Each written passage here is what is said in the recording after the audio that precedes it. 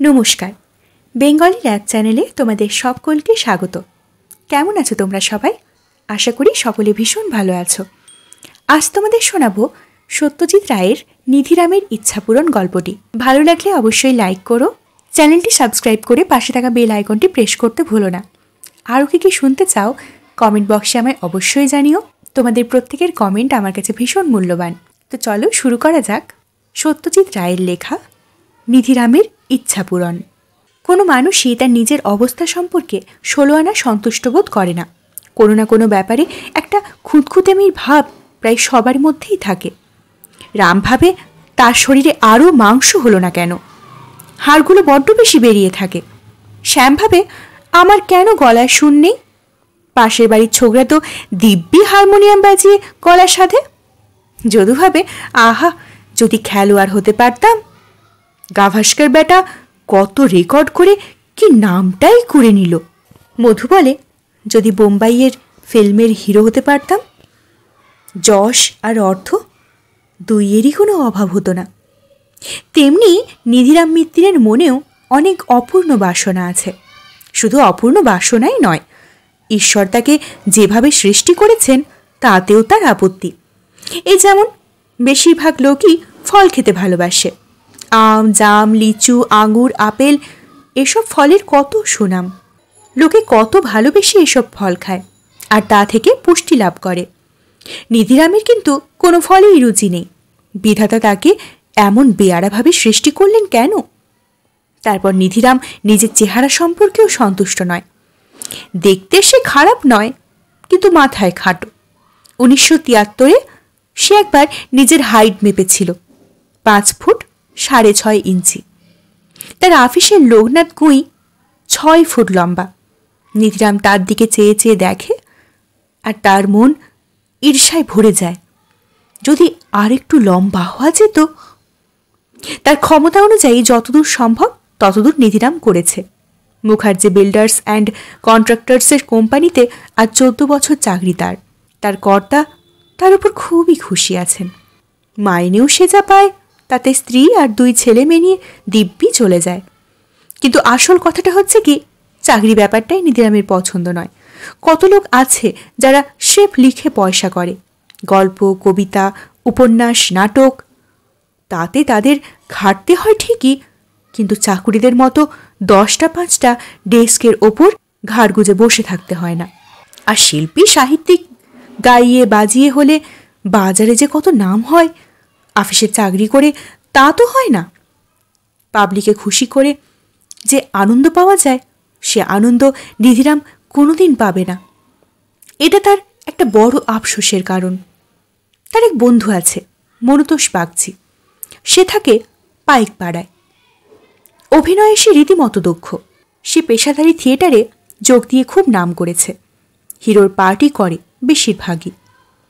নিধিরাম মনুতোষকে অনেকবার বলেছে, ভাই আমাকে একটু অ্যাক্টিংয়ে তালিম দিয়ে দে না ভাই, আমার বড় শখ। অন্তত ক্লাবে ক্লাবে যদি 2-1টা পার্ট করতে পারি তাহলে তো 5 জনে আমাকে চেনে। মনুতোষ বলেছে, সকলের মধ্যে সব গুণ থাকে না। অ্যাক্টিং যে করবি, তার গলা কোথায় তোর? লোকে পেছনের শাড়ি থেকে তোর কথা শুনতে না পেলে এমন আওয়াজ দেবে যে অভিনয়ের 12টা বেজে যাবে। এবার পুজোর ছুটিতে পুরীতে গিয়ে নিধিরাম এক সাধু বাবার সাক্ষাৎ পেল। ভদ্রলোক সমুদ্র তটে দাঁড়িয়ে আছেন। তাকে ঘিরে জনাভিষেক মেয়ে পুরুষ ভক্তের দল। সাধু সন্ন্যাসী দেখা পেলে নিধিরাম কৌতূহল চেপে রাখতে পারে না। বিশেষ করে এর মতো তেজিয়ান চেহারার সাধু বলে তো কথাই নেই। নিধিরাম ভিড় ঠেলে একটু কাছে যেতেই বাবাজির দৃষ্টি তার উপর পড়ল। কি বাবা নিধিরাম, বলে উঠলেন বাবাজি, যা নয় তাই হবার শখ হয়েছে? নিধিরাম সাধুর মুখে নিজের নাম শুনে তাজ্জব বনে গেছে। খাঁটি সিদ্ধ পুরুষ না হলে এ ক্ষমতা হয় না। সে আমতা আমতা করে বলল, আগে কই না তো। না আবার কি, বলে উঠলেন বাবাজি, স্পষ্ট দেখতে পাচ্ছি তোর দেহ 2 ভাগে ভাগ হয়ে রয়েছে। একটা তোর বাস আর একটা বাসনা। বাসনাটাই যে প্রবল হয়ে উঠেছে, তার কি হবে? কি হবে তা আপনিই বলে দিন বাবাজি, কাতর কণ্ঠে বলল নিধিরাম। আমি মুখ্য মানুষ, আমি আর কি বলবো? হবে হবে বললেন বাবাজি। মনোবাঞ্ছা পূর্ণ হবে, তবে এখনই নয়, সময় লাগবে। একেবারে মূল উপড়ে ফেলতে হবে তো, তারপর আবার নতুন করে শিকড় গজাবে, আর সে শিকড় নতুন জমিতে ভুঁইয়ের নিচে প্রবেশ করবে। চারটিখানি কথা নয়, তবে ওই যা বললাম, তোর হবে। এই ঘটনার কিছুদিন পরেই কলকাতায় ফিরে এসে একদিন নিধিরামের কলা খেতে ইচ্ছে করল। বেন্টিং স্ট্রিটের মোড়ে কলা বিক্রি হচ্ছে। নিধিরাম একটা কিনে খেয়ে দেখল দিব্যি স্বাদ। ৩৯ বছর বয়সেও তাহলে মানুষের রুচি পাল্টায়? এটার সঙ্গে সাধু বাবার কোনো সম্পর্ক আছে কি না সেটা নিধিরামের খেয়াল হয়নি, তবে এই দিয়েই তার পরিবর্তনের সূত্রপাত। সেদিন আফিসে নিধিরাম কাজে মন বসল না। কদিন থেকেই সে মাঝে মাঝে অন্যমনস্ক হয়ে পড়ছে। পুরী বাবাজির কথা মনে পড়ছে, ফলে তার কাজে ব্যাঘাত ঘটছে। তার পাশের টেবিলের ফণীবাবু টিফিন টাইম হয়েছে দেখে একটা সিগারেট ধরিয়ে বললেন, আজ মিত্তির মশাইকে অন্যমনস্ক দেখছি কেন? কিসের এত চিন্তা? কথাটা বলে সিগারেটে একটা টান দিয়ে এক রাশ ধোঁয়া ছাড়লেন ভদ্রলোক, আর সেই ধোঁয়া নিধিরামের নাকে মুখে প্রবেশ করে হঠাৎ তাকে বিষম খাইয়ে দিল। অথচ নিধিরাম নিজেই বিড়ি সিগারেট খায়, ধোঁয়ায় সে সম্পূর্ণ অভ্যস্ত। আজ হঠাৎ তার এমন হলো কেন? তার নিজের পকেটে যে প্যাকেট হুইলস রয়েছে। খেয়াল হলো যে 11টার সময় চায়ের পর সে সিগারেট ধরায়নি। এটা নিয়মের একটা বিরাট ব্যতিক্রম। এখানেও তার বড় পরিবর্তন সে লক্ষ্য করল। এই নিয়ে সে ফণীবাবুকে কিচ্ছু বলল না। এরপর থেকে নিধিরামের নানান রকম দ্রুত পরিবর্তন ঘটতে লাগলো। সে লুঙ্গি ছেড়ে ধুতি, আমিষ ছেড়ে নিরামিষ, অ্যালোপ্যাথি ছেড়ে হোমিওপ্যাথি ধরল। মাথার টেরি বাঁ দিক থেকে ডান দিকে নিয়ে এলো। তার গোপ ছিল না, এখন একটি সরু গোপ গজালো। মাথার চুলটা বেড়ে গিয়ে ঘাড় অব্দি ঝুলে এলো। এর মধ্যে এক শনিবার নিধিরাম গিন্নিকে নিয়ে মর্যাদা নাটক দেখতে গেল রংমহলে। হিরোর পার্টে ছিল বন্ধু মনতোষ বাগচি। নিধিরাম বুঝল তার বন্ধুর অভিনয় ক্ষমতা। দর্শককে সে ধরে রাখে হাতের মুঠোর মধ্যে। দর্শকও বারবার করধ্বনি করে তাদের তারিফ জানিয়ে দেয় নায়ককে। নিধিরামের আবার নতুন করে ইচ্ছা জাগল অভিনেতা হবার। নাটকের শেষে ব্যাকস্টেজে গিয়ে সে বন্ধুর অভিনয়ের প্রশংসা করে এলো মুক্ত কণ্ঠে, আর নিজের আফসোসটা জানিয়ে এলো। মনতোষ তাকে পিঠ চাপড়ে বলে দিল, সুখে থাকতে ভূতে গেলই, তাই না? থিয়েটার কি আজ আছি কাল নেই, তোদের চাকরিতে ঢের বেশি নিরাপত্তা। নিধিরাম ম্যাটনিতে গিয়েছিল নাটক দেখতে। ফেরার পথে কলেজ স্ট্রিট থেকে কিছু নাটকের বই কিনে নিল। স্ত্রী মনোরমা জিজ্ঞাসা করল, এসব কি হবে? পড়ব, ছোট করে জবাব দিল নিধিরাম। স্ত্রী বললেন, 7 জন্মেও তো নাটক পড়তে দেখিনি তোমায়। এবার দেখবে, বলল নিধিরাম। স্বামীর মধ্যে কিছু পরিবর্তন কদিন ধরেই লক্ষ্য করেছে মনোরমা, কিন্তু সে সম্বন্ধে কোনো মন্তব্য করেনি। আজ তাকে জিজ্ঞেস করতেই হলো, তোমার কি হয়েছে বলো তো? স্বামীর সঙ্গে পুরী যায়নি মনোরমা, কারণ সে সময় সে ছিল বাঁশবেড়ে। অসুস্থ বাপের পরিচর্যা করতে হচ্ছিল তাকে, তাই সাধু বাবার ভবিষ্যৎবাণী সে কিছুই জানত না। নিধিরামও ঘটনাটা গিন্নির কাছে প্রকাশ করেনি। তবে চেপে রাখলেই বা কি? এত পরিবর্তন হয়েছে নিধিরামের এই কম মাসে যে সেটা স্ত্রীর দৃষ্টি আকর্ষণ না করে পারে না।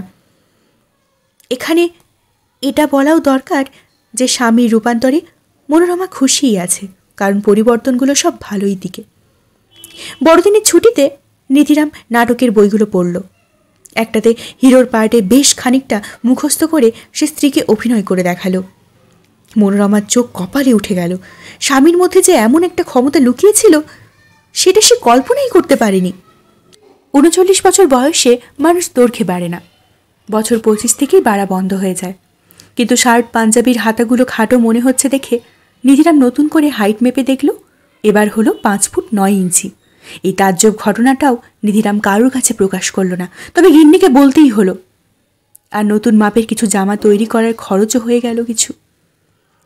ঘটনাটা এতই অস্বাভাবিক আর নিধিরামের পক্ষে এতই আনন্দের যে খরচাটা সে গ্রাহ্যই করল না। তার শুধু যে হাইটটা বেড়েছে তা নয়, গায়ের রঙও বেশ কিছুটা পরিষ্কার হয়েছে। আর শরীরে বল হয়েছে আগের চেয়ে অনেক বেশি। একদিন নিধিরাম অফিস থেকে ফিরে শোবার ঘরের আলমারির বড় আয়নার সামনে দাঁড়িয়ে বেশ কিছুক্ষণ নিজের চেহারা দেখে মনে মনে একটা ব্যাপার স্থির করে ফেলল। শ্যামবাজারে থিয়েটার পাড়াতে একবার যাওয়া দরকার। সম্রাট অপেরা কোম্পানির যে হিরোর পার্ট করত সেই মলয় কুমার সম্প্রতি থিয়েটার ছেড়ে দিয়েছে। সম্রাটের ম্যানেজারের সঙ্গে একবার দেখা করা দরকার। যেমন কথা তেমন কাজ। ম্যানেজার প্রিয়নাথ সাহার সঙ্গে সোজা দেখা করল নিধিরাম। অভিজ্ঞতা কি জিজ্ঞাসা করলেন ম্যানেজার মশাই। একেবারেই নেই, অকপটে স্বীকার করল নিধিরাম। তবে অভিনয় করে দেখিয়ে দিতে পারি। আপনাদের প্রতিধ্বনি নাটকে মলয় কুমার যে পার্টটা করেছিল সেটা আমার মুখস্থ আছে। বটে। প্রিয়নাথবাবু এবার অখিলবাবু বলে একটা হাঁক দিলেন। একটি টাক মাথা প্রৌঢ় ভদ্রলোক পর্দা ফাঁক করে ঘরে ঢুকলেন। আমায় ডাকছিলেন? হ্যাঁ, বললেন প্রিয়নাথবাবু। একে একবার বাজিয়ে দেখুন তো। ইনি বলছেন মলয়ের পার্টটা নাকি এর মুখস্থ। দেখুন তো একে দিয়ে কাজ চলে কি না। বেশিক্ষণ পরীক্ষা করতে হলো না। মিনিট 15 মধ্যেই নিধিরাম বুঝিয়ে দিল যে সে মলয় কুমারের থেকে কম তো নয়ই, বরং অনেক ব্যাপারে তার চেয়ে বেশি দক্ষ। 1 জানুয়ারি নিধিরাম চাকরিতে ইস্তফা দিয়ে সম্রাট অপেরায় যোগ দিল। মাইনে শুরুতে 2500, তবে কাজ ভালো হলে লোকে তাকে পছন্দ করলে আরও বাড়বে। মুখার্জি কোম্পানির চাকরি যে নিধিরাম কোনোদিন ছাড়বে এটা কেউ ভাবতেই পারেনি। নিধিরাম দার্শনিকের ভাব করে তার সহকর্মীদের বলল, মানুষের জীবনে পরিবর্তন আসবেই। চিরকাল জীবনটা যে একই পথে চলবে এটা ভাবাই ভুল। তবে নাটকে যোগ দিয়েও পুরানো অফিসের সঙ্গে সম্পর্কটা চট করে ছাড়তে পারল না নিধিরাম। এক সোমবার টিফিন টাইমে সেখানে গিয়ে শুনল যে তার জায়গায় নতুন লোক এসেছে। খবরটা দিলেন ফণীবাবু। বললেন, যিনি এসেছেন তিনি আবার আপনার ঠিক উল্টো। ইনি আগে থিয়েটার করতেন। নিধিরামের কৌতূহল হলো। কি নাম বলুন তো? মনতোষ বাগচি। বললেন, পুরীতে এক সাধুর সঙ্গে দেখা হয়েছিল। তিনি নাকি বলেছেন তার জীবনে অনেক চেঞ্জ আসবে। ভদ্রলোকের থিয়েটারে বিতৃষ্ণা জন্মে গেছে। বললেন, চাকরি পেয়ে তার অনেক বেশি নিশ্চিন্ত লাগছে। ভালো লাগলে অবশ্যই লাইক করবেন, প্রিয়জনদের সাথে শেয়ার করবেন, চ্যানেলটি সাবস্ক্রাইব করে পাশে থাকা বেল আইকনটি প্রেস করতে ভুলবেন না। আপনাদের মূল্যবান অভিমত কমেন্ট বক্সে অবশ্যই জানাবেন। ধন্যবাদ। নমস্কার।